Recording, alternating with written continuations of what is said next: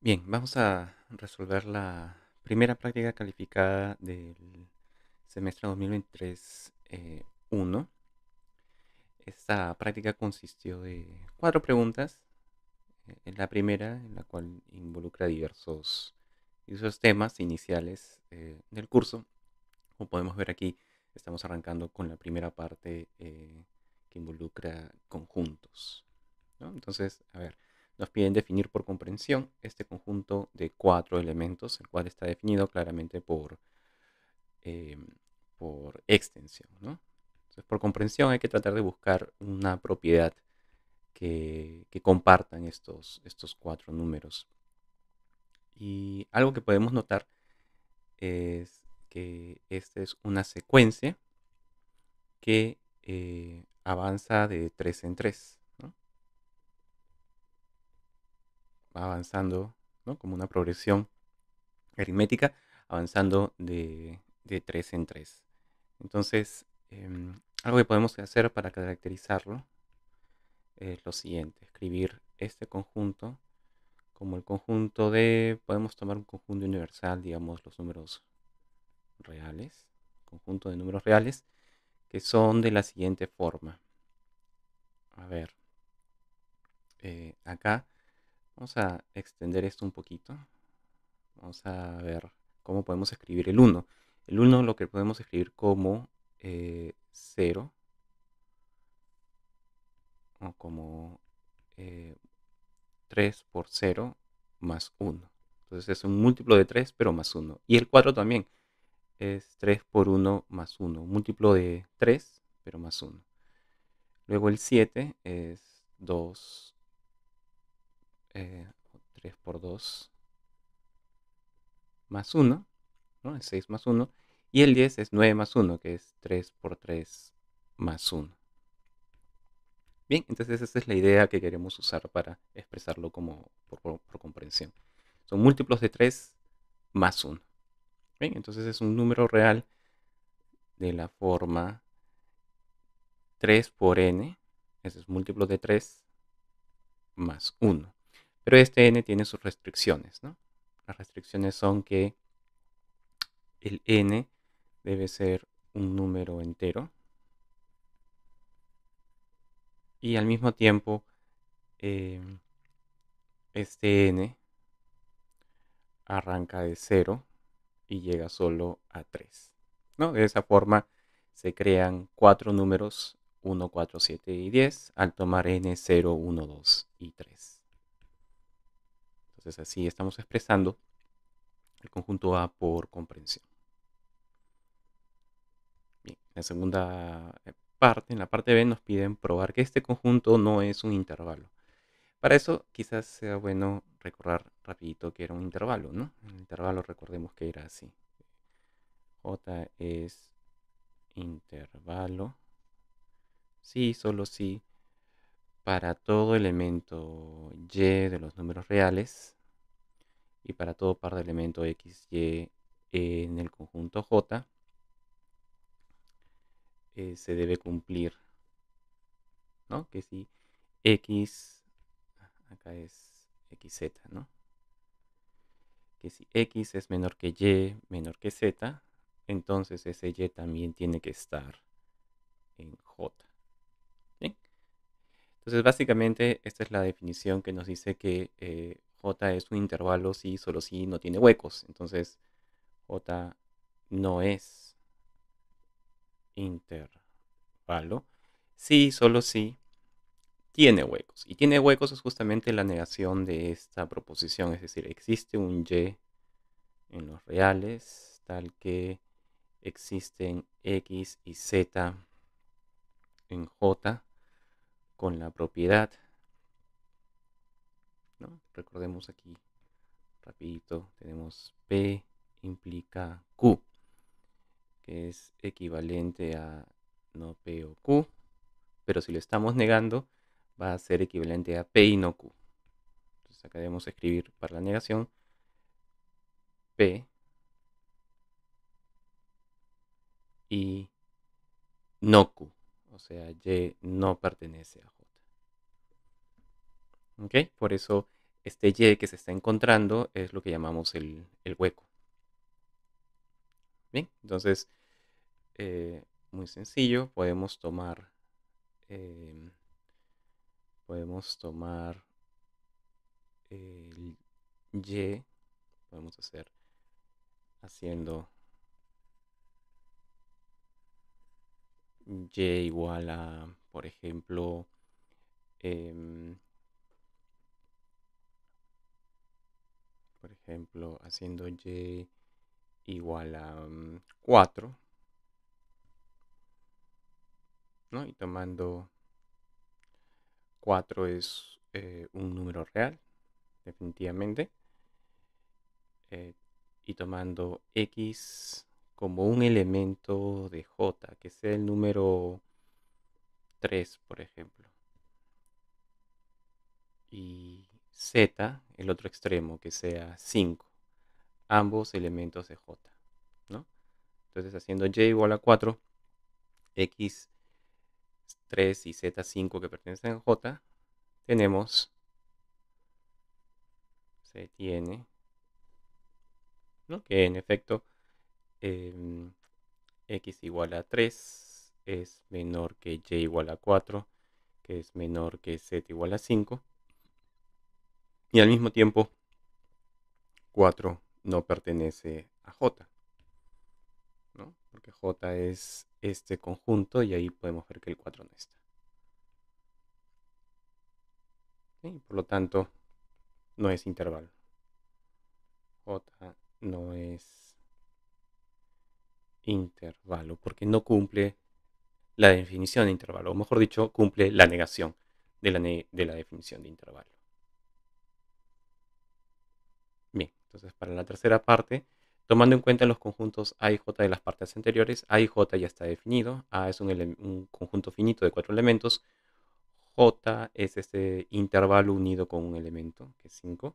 Y considerando como conjunto universal el intervalo cerrado de 0 a 10, ¿no? Ese es nuestro conjunto universo. Nos están pidiendo expresar los siguientes conjuntos por extensión, si es posible, o como unión de intervalos. Bien, entonces primero A menos J. ¿Qué pasa si al conjunto A, que tiene 4 elementos, 1, 4, 7 y 10, a este conjunto A, le restamos, o sea, le quitamos los elementos que están aquí en J? ¿Qué pasa si se los quitamos? Bueno, 1, 4, 7 y 10, le quitamos este intervalo. A ver, este conjunto J contiene el elemento 1, que pertenece a, y nada más, ningún elemento adicional de J pertenece a. Entonces, al hacer la resta, le vamos a quitar el elemento 1, pero no le vamos a quitar ningún elemento más. No le vamos a quitar el 4, el 7 ni el 10 porque no pertenecen a J. Por lo tanto, de frente, A menos J es igual a... Le quitamos el 1, nos queda el 4, 7 y el 10. Nada más. Esa sería la expresión por extensión de la diferencia A menos J. Bien. Y por otro lado tenemos la intersección de J complemento con A complemento. Aquí es un poquito más complicado hacer dos complementos y después intersectarlos. Y ojo que estamos en el conjunto universal U. Es un poquito más complicado porque son como 3 operaciones que hay que hacer. Pero hay una manera de hacerlo con 2 operaciones nada más. Y es usando las propiedades de Moivre. Lo que pasa es que hay que recordar que J complemento intersectado con A complemento es el complemento de la unión de estos dos conjuntos. ¿Sí? Lo podemos interpretar así, el complemento de la unión. Bien, entonces, si unimos el conjunto J, acá está el conjunto J, si lo unimos con el conjunto A, el 1 ya estaba ahí, entonces le vamos a añadir 4, 7 y 10, entonces va a quedar así. La unión va a quedar así, va a ser el intervalo 0 A3, que está dentro de nuestro conjunto universal U, pero le estamos uniendo el elemento, bueno, 1 ya está ahí, ya está contenido, 4, 5, que ya estaba en J, el 7 y el 10. Ya, y a esto le estamos sacando su complemento dentro del conjunto universal que va de 0 a 10, ¿no? En intervalo cerrado de 0 a 10. Bien, entonces podríamos visualizarlo también de manera un poco gráfica. Aquí está 0, aquí está 10, 1, 2, 3, 4, 5, 6, 7, 8 y 9, ¿no? Entonces es algo así. El conjunto que tenemos aquí va desde 0 hasta 1, 2, 3 y luego le estamos añadiendo el 4, 5, el 6 no, el 7 y el 10. Ahí está. 4, 5, 6, 7, 8, 9 y 10. Listo. Entonces, al tomar el complemento, son los elementos del universo de 0 a 10 que no incluyen estos elementos. Entonces, al hacer eso, nos queda justamente el siguiente conjunto de 3 abierto a 4 abierto, unido con 4 abierto a 5 abierto, unido con de 5 abierto hasta 7 abierto, unido con de 7 abierto hasta 10, y no estamos incluyendo el 10, entonces el 10 es abierto. ¿Sí? Esa sería la parte S. Y en la parte D nos piden resolver esta ecuación que involucra el valor absoluto. ¿Bien? Veamos. Primero notemos que valor absoluto de cualquier cosa siempre es mayor o igual que 0. Y 1 es positivo. Entonces, valor absoluto de x menos 2 más 1 tiene que ser positivo. Y como es positivo, eso significa que el valor absoluto del valor absoluto de x menos 2 más 1 es exactamente el valor absoluto de x menos 2 más 1. Es decir, podemos eliminar estas barritas del valor absoluto acá porque sabemos que lo que está dentro es positivo. Entonces lo eliminamos y nos queda valor absoluto de x menos 2 más 1 debe ser igual a 3, lo cual se simplifica a la ecuación valor absoluto de x menos 2 igual a 3 menos 1, que es 2. Bien, y luego de las propiedades del valor absoluto, sabemos que acá tenemos dos posibles soluciones. X menos 2 es igual a 2 o x menos 2 es igual a menos 2. Podría ser positivo o negativo. De aquí obtenemos una solución que es x igual a 4 y de aquí obtenemos otra solución que es x igual a 0. ¿Sí? Por lo tanto, el conjunto solución va a ser un conjunto con dos elementos, 0 y 4. Listo. Entonces podemos pasar al siguiente problema. En este caso tenemos que considerar el siguiente argumento. Los ríos se desbordan cuando llueve mucho y además es verano. Cuando no llueve mucho los ríos se desbordan, por tanto los ríos se desbordan.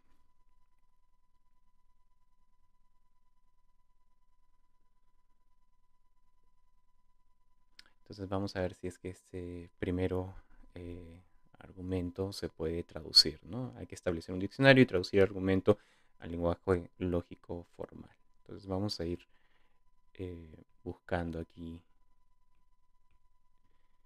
las proposiciones simples. Los ríos se desbordan cuando llueve mucho y además es verano, coma, y además es verano. Entonces, em, los ríos se desbordan cuando llueve mucho. Y acá hay otra. Y además es verano. Bien, entonces vamos a ir eh, dándole valor a estas proposiciones simples. Por ejemplo, podemos tomar como P los ríos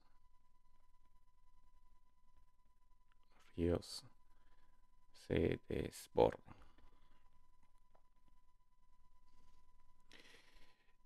Como Q podemos tomar llueve mucho. Y como R,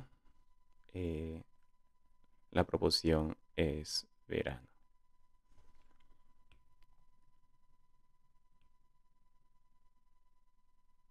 Bien, entonces esta primera oración, de hecho, es una proposición simple que va a ser una de las premisas del argumento.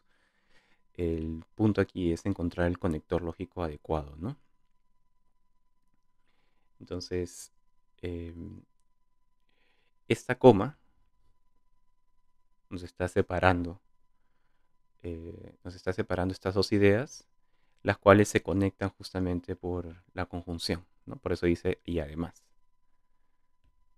Entonces, la primera idea es los ríos se desbordan cuando llueve mucho, ¿no? Cuando llueve mucho, entonces los ríos se desbordan. Eso quiere decir que debemos escribir así.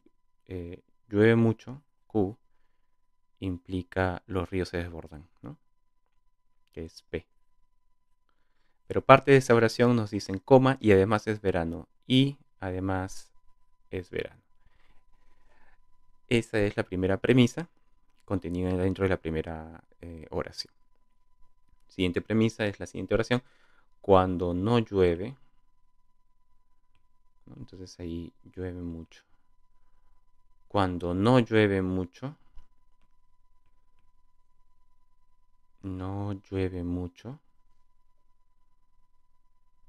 los ríos se desbordan. Está en amarillo, ¿no? Los ríos se desbordan. Entonces aquí, otra vez, cuando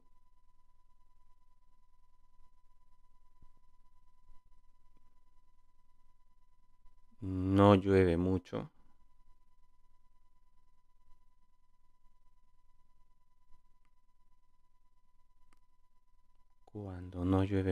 entonces los ríos se desbordan. Quiere decir que ahora llueve mucho es Q, pero estamos negando. Este es el no que aparece aquí. Cuando no llueve mucho, entonces los ríos se desbordan. Los ríos se desbordan era P.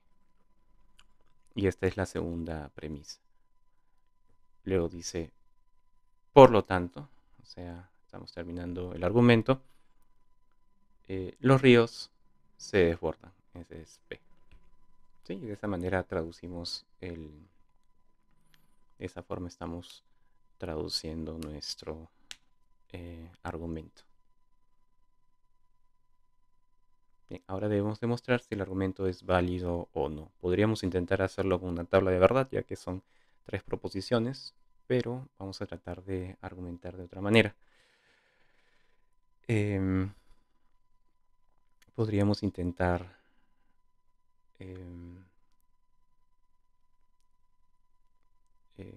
hacerlo de muchas formas distintas también, inclusive por contradicción o tratando de frente dar valores, ¿no? a las proposiciones. Entonces, vamos a tratar de usar el siguiente argumento.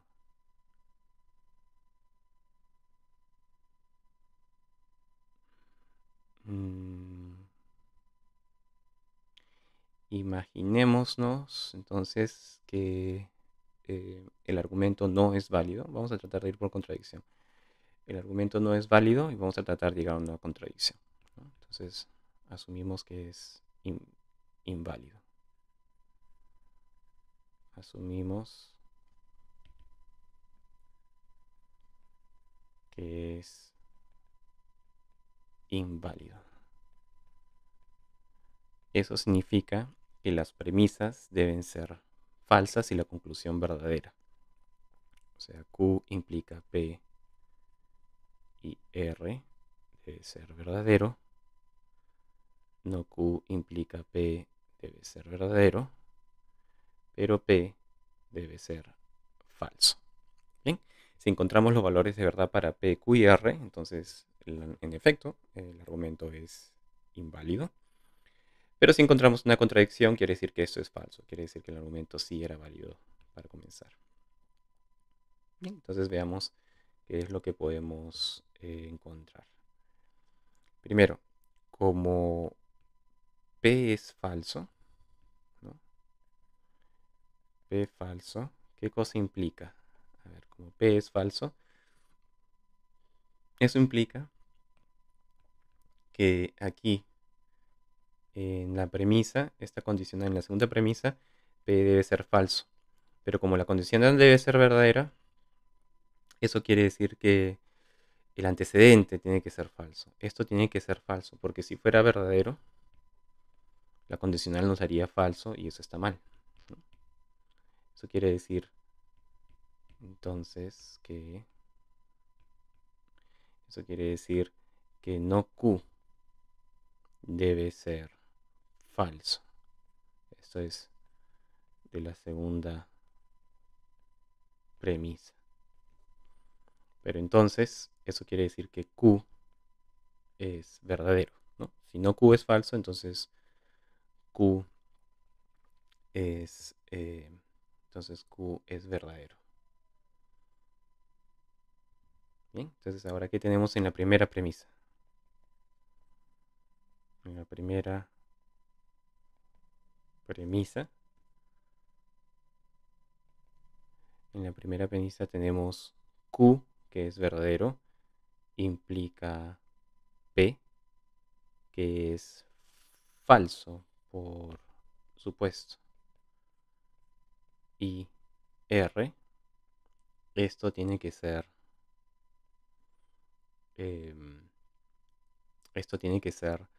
por hipótesis, tiene que ser verdadero, pero sin embargo, aquí B implica F es F, esto es falso. Y entonces esto significa que falso y R, sin importar qué valor tenga R, como esto es una conjunción y una de las proposiciones simples es falsa, eso significa que esto tiene que ser falso. Y esto es en contradicción.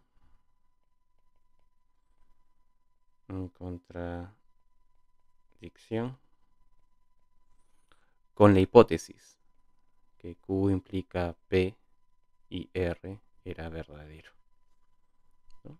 Entonces esto es lo que a veces denotamos así como una contradicción. Esa contradicción nos permite concluir que lo que nosotros asumimos no es cierto. Si no es cierto que es inválido, lo que es cierto es que es válido. Entonces el argumento es válido.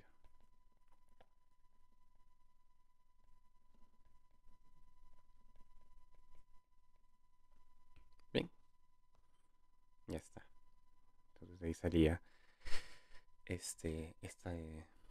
la validez de este argumento. Bien, entonces ahora podemos continuar con la siguiente parte que usa el concepto de máximo entero. Nos piden encontrar el conjunto solución de esta ecuación. Máximo entero de x más máximo entero de x igual a 4.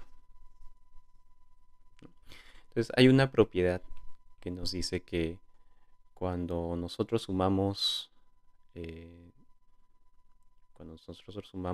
un número entero al máximo entero, entonces eso puede salir fuera del símbolo de máximo entero. Nos referimos a esto, ¿no?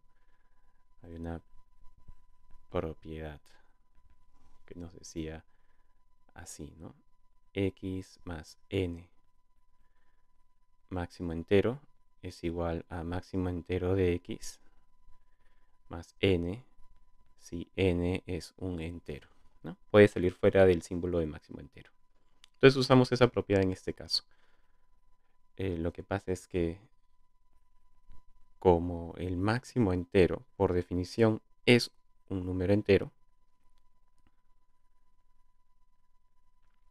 entonces máximo entero de x más este entero, el máximo entero de x, se puede expresar como máximo entero de x más, ahora lo sacamos fuera del símbolo de máximo entero y nos queda máximo entero. O sea, es 2 veces el máximo entero de x. Bien, y tenemos entonces esta ecuación. 2 veces máximo entero de x tiene que ser igual a 4 o máximo entero de x tiene que ser igual a 2. Y esto es cierto si, solo si, por definición, x es mayor o igual que 2, pero estrictamente menor que 2 más 1, que es 3. Bien, por lo tanto, aquí el conjunto solución de esta ecuación es cerrado en 2, abierto en 3. Ya está. Bien, ahora sí podemos pasar a la siguiente. Acá nos están pidiendo asumir que a es un número real mayor o igual a 0. Bien, a es un número real mayor o igual que 0. Ese es el universo de a inicial. En la primera parte ahora nos mencionan lo siguiente, ¿no? Si el a no es nulo, debemos encontrar un número estrictamente positivo en términos de a que sea menor que a, ¿no? Entonces, si a no es nulo, a es positivo. A es positivo. Y lo que queremos hacer es encontrar un número estrictamente positivo en términos de a que sea menor a a. Entonces, si este es a, ¿qué número es menor a a, pero sigue siendo positivo? Y hay varias opciones que podemos dar aquí en función de a. Por ejemplo, a cualquier número positivo le tomamos la mitad y ese número va a ser más pequeño, ¿no? Sigue siendo positivo, pero es más pequeño, ¿no? A 10 le tomamos la mitad, es 5, positivo, pero más pequeño que 10. A un tercio le sacamos la mitad y es un sexto, sigue siendo positivo, pero mayor que 10. Entonces, en función de a, es simplemente tomar la mitad, por ejemplo. Podríamos tomar la tercera parte, la cuarta parte. Hay varias opciones aquí para, para justificar por qué esto es cierto. Como justificación podríamos decir lo siguiente, ¿no? Nosotros sabemos que un medio es positivo y es menor que 1. Bien, entonces, si a esta desigualdad que asumimos conocida, ¿no? Un medio está entre 0 y 1, la multiplicamos por el número positivo a, entonces nos queda la desigualdad 0 menor que a medios menor que a. Entonces a medios es un número positivo menor que a. Entonces, acá está nuestra respuesta, es a medios. Eso es lo que nos están pidiendo. Ahora, acá nos dicen, de la parte anterior se deduce lo siguiente. Para cualquier número real a mayor o igual que 0, si a es positivo, entonces existe un número también positivo menor que a. Nos están pidiendo traducir esto al lenguaje lógico formal usando cuantificadores. A ver. Entonces, primero, para cualquier número real a mayor o igual que 0. Eso está estableciendo un cuantificador universal con conjunto universal los mayores e iguales a 0. Entonces, para cualquier número a mayor o igual que 0, se cumple lo siguiente. Entonces, se cumple que si a es positivo, entonces existe un número también positivo menor que a. Y esta es una condicional. Entonces, acá viene la condicional. Si a es positivo, entonces, si a es positivo, así, entonces, y ahora se va a cumplir una proposición que arranca con un cuantificador existencial. Existe un número existe otro número que le vamos a dar otro nombre, que sea B, por ejemplo. Existe un número B también positivo. Entonces, el conjunto universal de B serían los positivos, que es este intervalo, ¿no? Estos son los positivos. Existe así, ¿no? Existe un B positivo que es menor a A, que tiene que ser menor a A. Entonces, este B tiene que ser menor a. Ya está. Entonces ahí tenemos la proposición al lenguaje lógico formal, ¿no? Que es exactamente la reinterpretación de lo que se hizo en la parte A. Y finalmente nos dicen, teniendo presente que A es mayor o igual que 0, encuentre la proposición contrapositiva. La contrapositiva sin emplear el símbolo de negación en su respuesta, ¿no? La contrapositiva de, de esta condicional, ¿no? A mayor que 0 implica existe B con esta condición. Entonces es justamente lo que nosotros hemos encontrado acá. Nos están pidiendo encontrar la contrapositiva, ¿no? Bien. Entonces recordemos que la contrapositiva de una condicional es justamente así, ¿no? Recordemos que tenemos P implica Q, es una condicional y es equivalente a su contrapositiva, que es no Q implica no P. Esta es la contrapositiva. Entonces simplemente hay que darle la vuelta acá, ¿no? Es negar existe B en este conjunto universal con esta condición. Y eso implica la negación de A mayor a 0. Bien, esa es la contrapositiva, pero aquí estamos usando el símbolo de negación, ¿no? Entonces queremos evitar justamente el símbolo de negación y para eso tenemos que operar. Bien, entonces esto es equivalente a para todo B en este conjunto universal se debe cumplir la negación, que es B mayor o igual que A, ¿no? Esa sería la negación. Y esto debe implicar A. La negación de A mayor que 0 es A menor o igual a 0. Ahora, lo que pasa es que el conjunto universal aquí es desde 0 hasta más infinito. A no puede ser negativo. Entonces no está mal, pero sería más preciso si acá ponemos A igual a 0. Bien, ya está. Esto es, ojo, porque A pertenece a 0 más infinito. Entonces, de hecho, podríamos escribirlo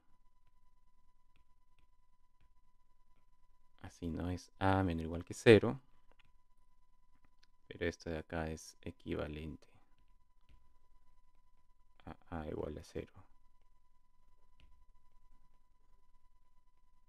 ya que A pertenece a este conjunto universal.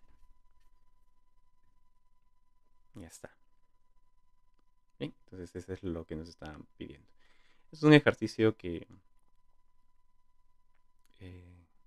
está relacionado con esta idea de que si un número es si un número mayor o igual que 0 es menor que cualquier número positivo, entonces ese número tiene que ser 0. ¿Sí? Es algo que se usa más adelante en límites. Bien, entonces aquí viene la última pregunta que tiene que ver con relaciones. A ver, vamos a leer aquí con calma y luego vamos a tratar de ver si podemos resolverlo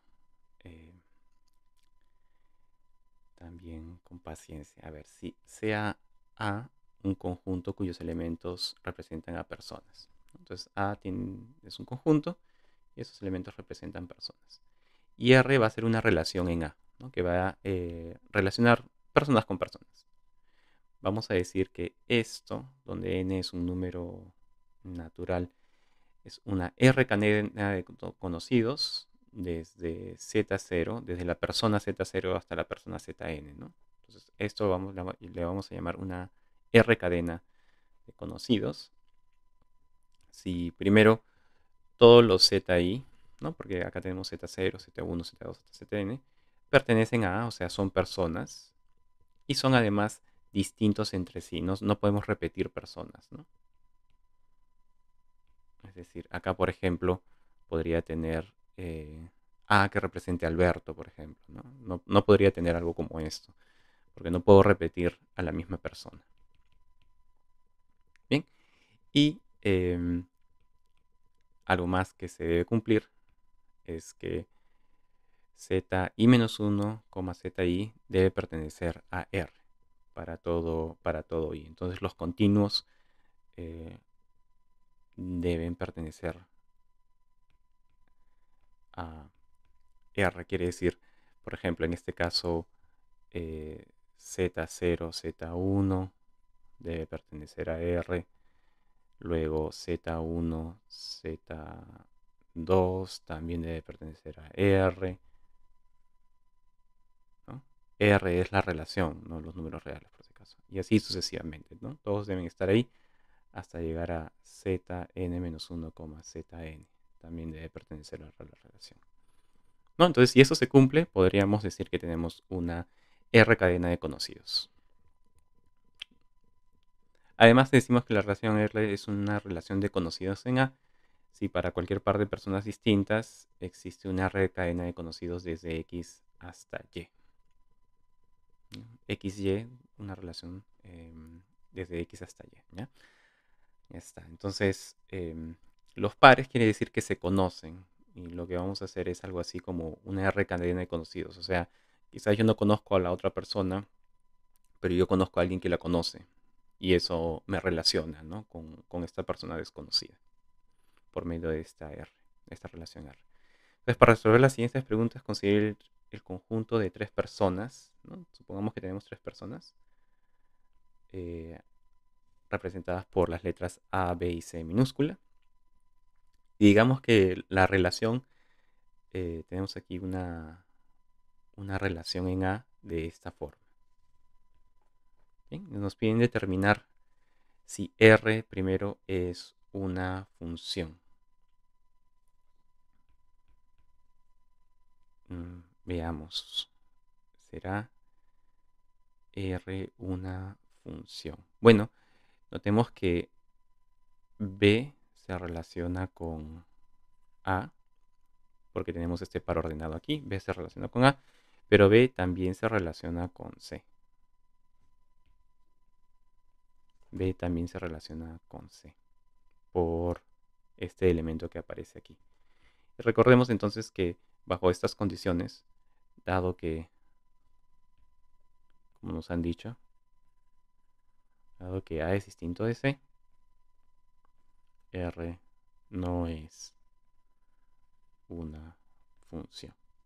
¿Sí? Porque recordemos que a una función, cuando tenemos una función, a cada elemento del dominio le debe corresponder un único elemento en el conjunto de llegada, pero acá le están correspondiendo dos que son distintos. Entonces, ese es el contraejemplo que nos dice que no es una función. ¿Mm? A ver, siguiente.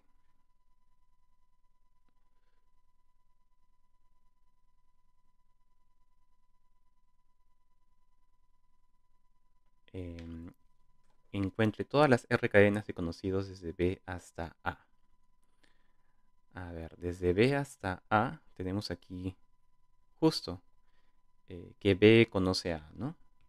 Entonces eso quiere decir así, tenemos B conoce a A. Pero queremos ver si es que hay alguna otra R cadena. A ver, B conoce a A, pero también B conoce a C.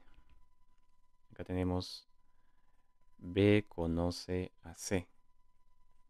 Pero también tenemos que C conoce a. C conoce a. Esto quiere decir entonces que tenemos acá una nueva cadena, que es B, C, A.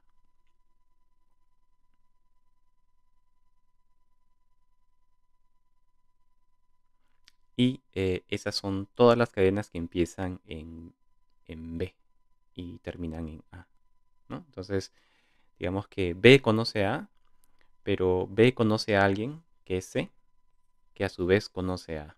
Y eso nos permite escribir esta otra cadena. Hay dos formas en las que B se conecta con A. Entonces la respuesta sería esta y esta. Esas son las R cadenas de conocidos desde B hasta A. Y finalmente nos piden determinar si R es una conexión de conocidos en A.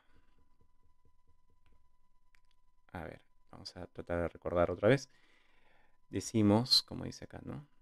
Decimos que la relación es una conexión de conocidos en A si para cualquier par de personas distintas XY existe una R cadena de conocidos desde X hasta Y. O sea, si siempre podemos conectar X con Y.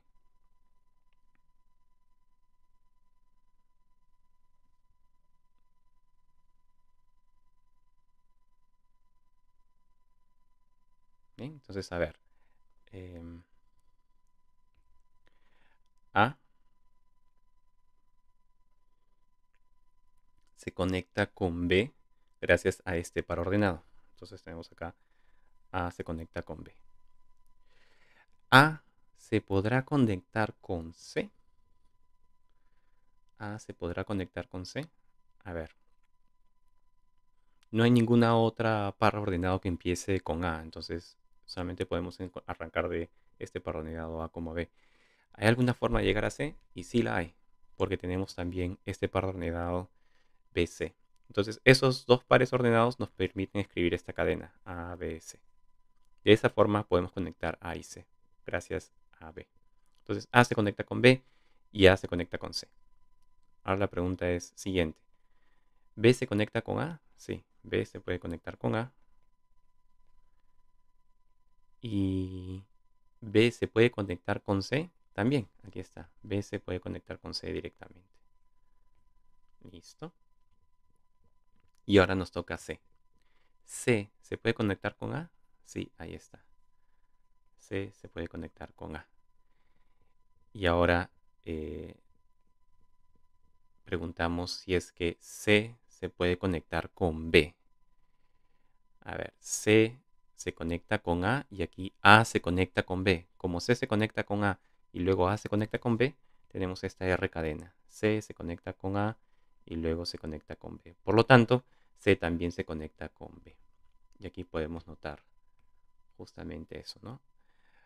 A se conecta, aquí está, ¿no? A se conecta con B y C. B se conecta con A y C. Y finalmente C se puede conectar con A y B. Entonces, eh, para cualquier par de personas distintas, siempre existe una R cadena de conocidos desde la primera hasta la segunda. Y eso dice que R, ¿no? Por lo tanto, ya podemos concluir, ¿no? Por lo tanto, esta R que nos están dando, nos estamos refiriendo a esta R, ¿sí? Es una conexión de conocidos.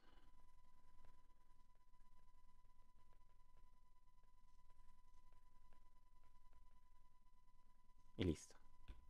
Eso era lo que nos estaban pidiendo. Ahí podemos terminar.